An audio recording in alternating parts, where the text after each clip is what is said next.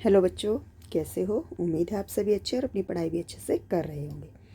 आज मैं आपको करा रही हूँ क्लास 7 की साइंस वर्कशीट नंबर 25। इसकी डेट है 21 अक्टूबर 2021। ये आपको शिक्षा निदेशालय राष्ट्रीय राजधानी क्षेत्र दिल्ली द्वारा दी गई है। इस वर्कशीट में हम पढ़ेंगे प्राणियों में पोषण, मतलब कि हम कैसे हमारे शरीर में कैसे पोषण तत्वों को प्राप्त किया जाता है और कैसे हम पोषण तत्व प्राप्त करते हैं। ठीक है, तो सबसे पहले शुरू करते हैं इस प्रक्रिया के बारे में। तो इस प्रक्रिया से जुड़े हुए कुछ प्रमुख शब्द हैं जो कि हमें पता नहीं चाहिए। जैसे कि आपको ये दिखाई दे रहा है, ये आपका पाचन तंत्र है, ये आपका मुख है, ठीक है, ये आपका आहार नाल है,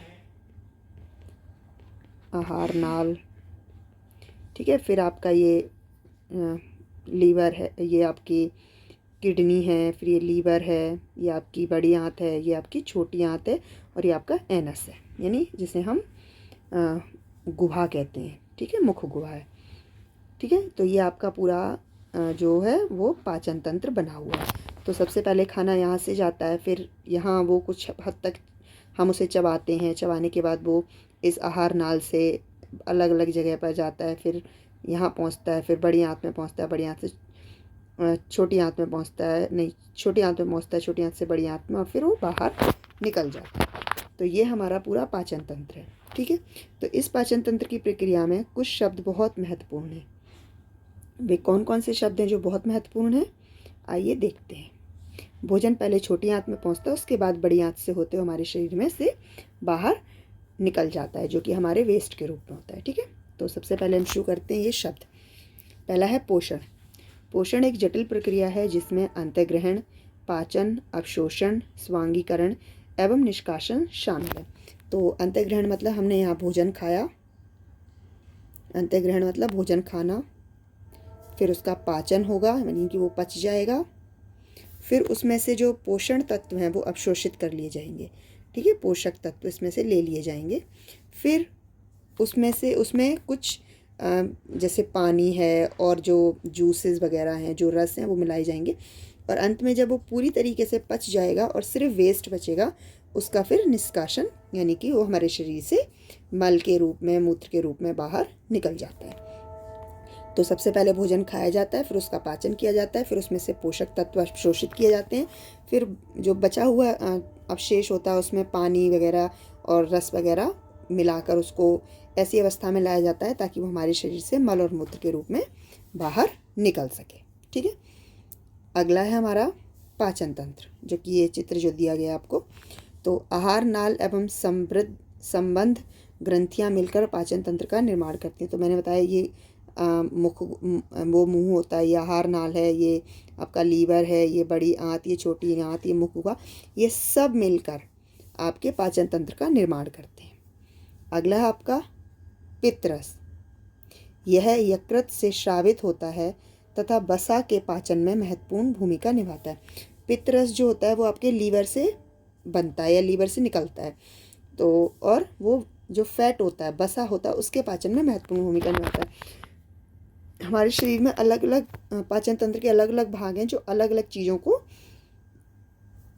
पचाने का काम करते हैं। जैसे कार्बोहाइड्रेट का काफ़ी अंश हमारे मुंह में ही पचा दिया जाता है, यानी कि उसको चबाकर पचा दिया जाता है। फिर कुछ जटिल पदार्थ होते हैं, कुछ ऐसे पदार्थ होते हैं जो एकदम नहीं पचते, तो उन्हें हमारे शरीर के जो पाचन तंत्र है उसके अलग अलग भाग में पचाया जाता है, ठीक है। अगला है हमारा दूध के दांत। हमारे दांतों का प्रथम सेट शैशव काल में निकलता है तथा लगभग 8 वर्ष की आयु तक ये सभी दांत गिर जाते हैं। इन्हें दूध के दांत कहते हैं, ठीक है। जो छोटे बच्चे होते हैं, जब वो 1 साल का होता है तब तक उसके दांत निकलते हैं, और जब तक 8 साल का होता है उसके सभी दांत गिर जाते हैं और दूसरे दांत आ जाते हैं। जो पहले वाले दांत होते हैं हम दूध के दांत कहते हैं, जो कि टेम्परेरी होते हैं, मतलब वो परमानेंट नहीं होते, और बाद वाले जो दांत होते हैं वो परमानेंट होते हैं। दांत 4 तरीके के होते हैं आपके, इंसीजर, सीजर, कैनिन, और मतलब जो रत्नक और ये हिंदी में जिनके नाम होते हैं ये वो होते हैं, ठीक है। हमारे सबसे पहले अग्रचौर्णक, चौर्णक, रत्नक और चौथा जो होता है वो आपको पता ही है, ठीक है। अगला देखेंगे रोमंथी। या रुमिनेट्स।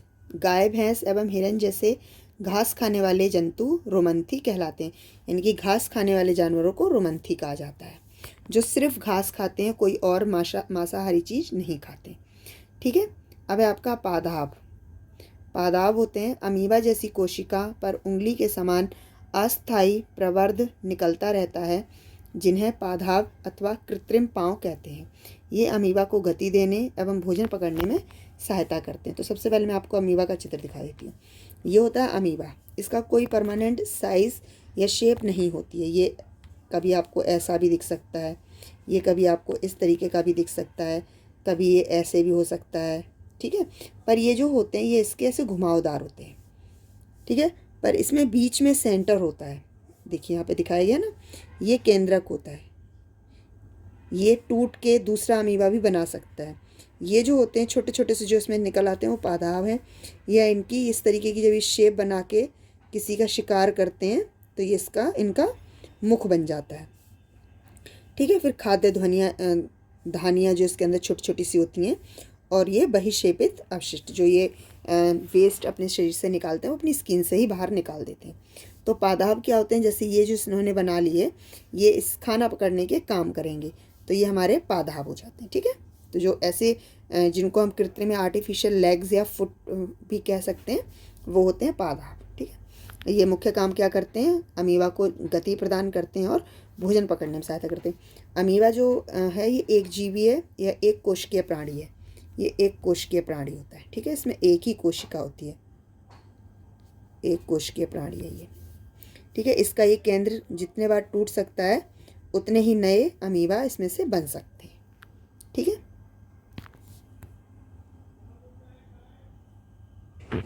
ठीक है। तो अमीबा एक कोशिकीय, पैरामीशियम एक कोशिकीय, इनके बारे में आप आगे पढ़ेंगे। अब इसमें आपको ध्यान रखने वाली बात क्या है, ये बहुत इंपॉर्टेंट चीज़ है। भोजन के पाचन का आधारभूत प्रक्रिया सभी प्राणियों में समान है, जिनमें खाद्य पदार्थ सरल पदार्थों में परिवर्तित किए जाते हैं एवं ऊर्जा मुक्त की जाती है। जो भोजन खाकर उसे पचाने की जो क्रिया है वो सभी में एक जैसी है, चाहे वो इंसान हो, गाय, भैंस, पशु, पक्षी, जो भी है। उसमें क्या होता है, जो जटिल पदार्थ होते हैं, यानी कि जो खाद्य पदार्थ हम खा रहे हैं उन्हें छोटे छोटे टुकड़ों में तोड़कर उसमें से जो हमें ऊर्जा प्राप्त होती है वो हमारे शरीर को गतिमान, चलने फिरने, काम करने की शक्ति प्रदान करती हैं। तो इसका मुख्य वो आधार यही है कि खाद्य पदार्थों को सरल पदार्थ में परिवर्तित करते ऊर्जा मुक्त करना। ठीक है। अब आगे देखते हैं। अभी इसके कुछ प्रश्न दिए गए हैं। जैसे पहला प्रश्न है, डैश एवं डैश मिलकर पाचन तंत्र का निर्माण करते हैं। तो क्या और क्या मिलकर पाचन तंत्र का निर्माण करते हैं, ये देखिए यहाँ पर लिखा हुआ था, आहार नाल और संबंध ग्रंथियाँ। तो हम यहाँ लिखेंगे, सॉरी,